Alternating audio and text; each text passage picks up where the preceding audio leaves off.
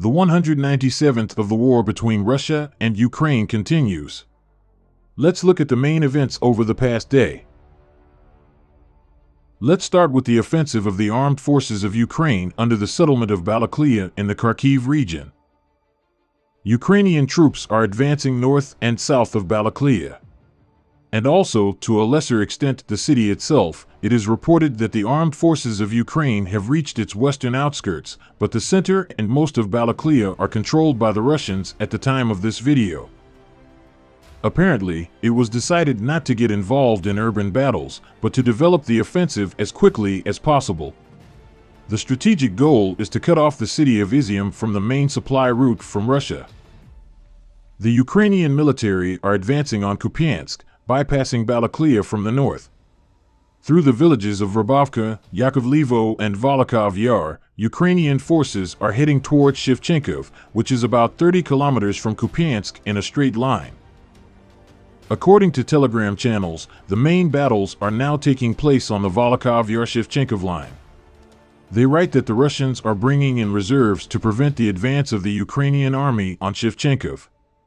The Ukrainian forces are doing the same. Another offensive of the Ukrainian army covers Balaklia from the south. It reports an attack on the villages of Bayrak and Novaya Guzarovka. Russian telegram channels write that Ukraine is attacking the village of Savantsy from there. It is located on the highway that leads to Balaklia from the east. Thus, all the routes to Balaklia are either cut or shot by the Ukrainian army. That is, the city is in an operational environment. Also, from Volokov Yar, part of the Ukrainian forces are moving south along the highway to Izium in the direction of a strategically important intersection near the villages of Veseloy and Kyuni. From there, both a direct road to Izium, 16 kilometers, opens up, and the opportunity to completely block Balaklia from the east. Thus, at the moment, Ukrainian troops are blocking not only Balaklia, but are also trying to cut off the enemy's Izium grouping from its main supply routes from the north of the Kharkov region.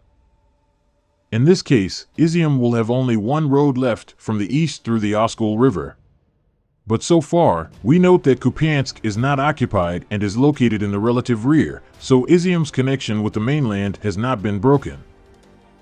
In this regard, Russian telegram channels fear that Ukraine may try to cross the Seversky Donets River and try to go east of Izium.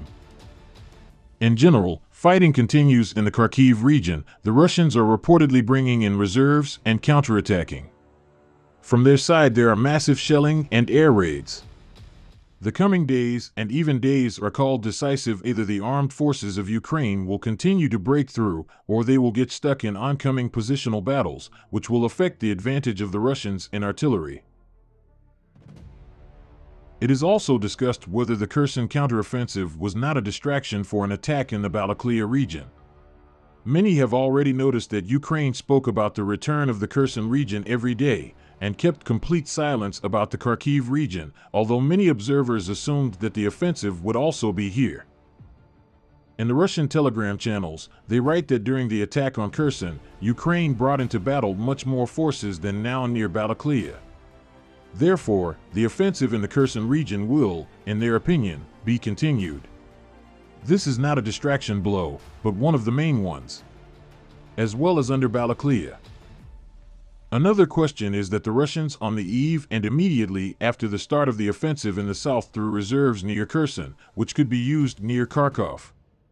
However, given that the main theater of operations in the Kharkiv region is located relatively close to the border with Russia, the Russian army will be able to relatively quickly transfer reserves there, if, of course, there are enough of them in the area. So far, I repeat, the battle continues and the coming days may be decisive. Let's move on to the counteroffensive of the armed forces of Ukraine in the south. There is less news from the Kherson region than usual, but they are.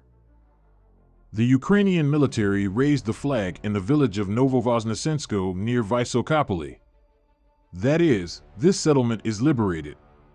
It is located south of Potemkino, which is also controlled by Ukraine. Otherwise, it is reported that the fighting in the south took on a positional character.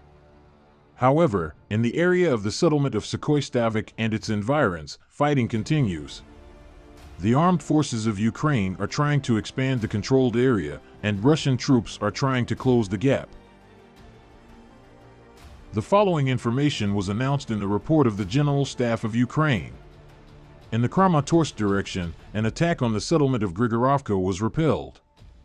In the Bakhmut direction, Russian troops tried to attack the settlements of Zaitsevo, Soldar, Maersk, Bakhmutskoye, Veselaya Dolina, Nikolaevka Druga, and Bakhmut to no avail. In the Avdiivsky direction, an attack by Russian troops near the village of Opatny was repulsed. That's all for now. I'm waiting for your opinion in the comments. If you liked the video, please like and subscribe to the channel. Thanks.